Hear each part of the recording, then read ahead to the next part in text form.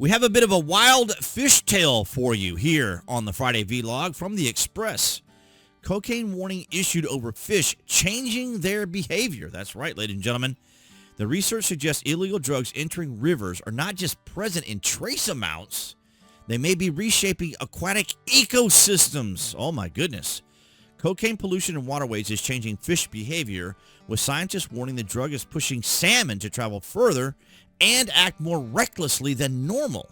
A new field experiment on Atlantic salmon in Sweden has found that exposure to cocaine and its main breakdown product, benzolecitine, significantly increases how far the fish roam after being released into the lake environment. My goodness!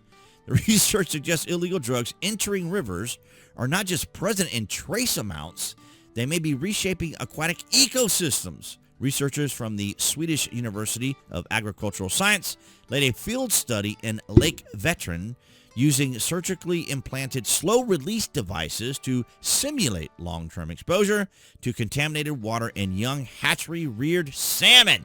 So they're out there experimenting on these fish. So basically what they did is they took 3 different groups of fish, and they gave them some implants, and then they gave them the cocaine, and then they gave them the benzolecitine,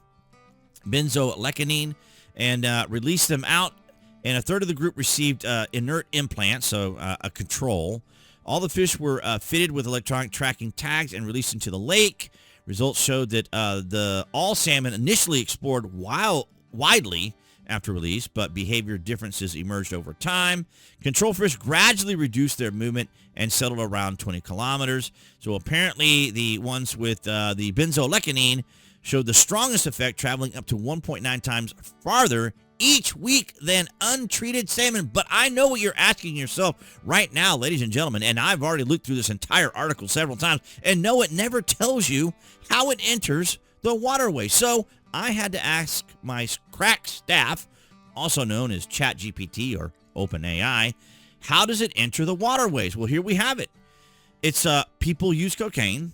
The body breaks it down, which comes into the benzolecitine. It's excreted in urine, enters sewage system.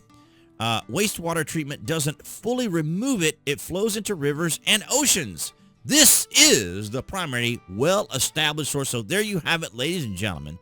You got people out there doing cocaine. They're using the bathroom. It's going into the waterway. And this is also the same thing, as I understand, with prescription medication, is sometimes people will dump prescription medication in their toilets as well. So let me know down in the comments, are you dumping that out in the toilets? Are you putting your prescription medication in the toilet?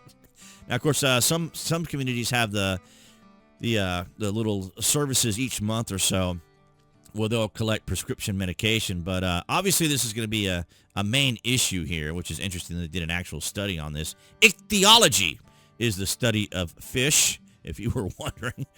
So this is kind of a curious little story that I came up with, because it kind of is reminiscent of the movie Cocaine Bear.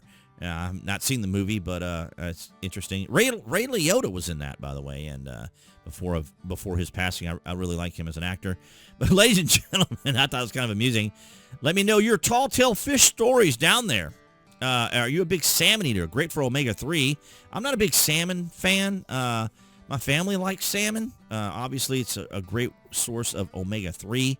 But I've never been a big salmon fan myself, although friends of mine also like salmon. It's just really pungent to me. Let me know if you're a salmon eater, you like and tell me how you like to prepare your salmons. Do you like the little patties, or do you like them on the grill? However you like them, let me know down in the comments section. But that's what I had for you guys this Friday.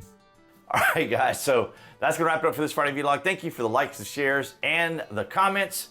Below this video, you can find the various social media links that I belong to. And if you order frequently from Amazon or a Prime member, you can use my landing page link.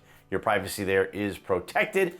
And of course, speaking of privacy, while you're online, my favorite VPN, virtual private network, is TrustZone down there. But of course, helping out the channel is as simple as likes, shares, and comments, which you guys do, and I appreciate it greatly. So thank you so very much for this interesting 2026 that we've had so far. Appearing there on the screen, that's going to be the channel icon for everyone watching there on YouTube. Of course, you guys can click on that to subscribe, as well as to select notifications. That way you know when there's content here on the channel. And I'll see all you guys behind the Galaxy phone camera next week.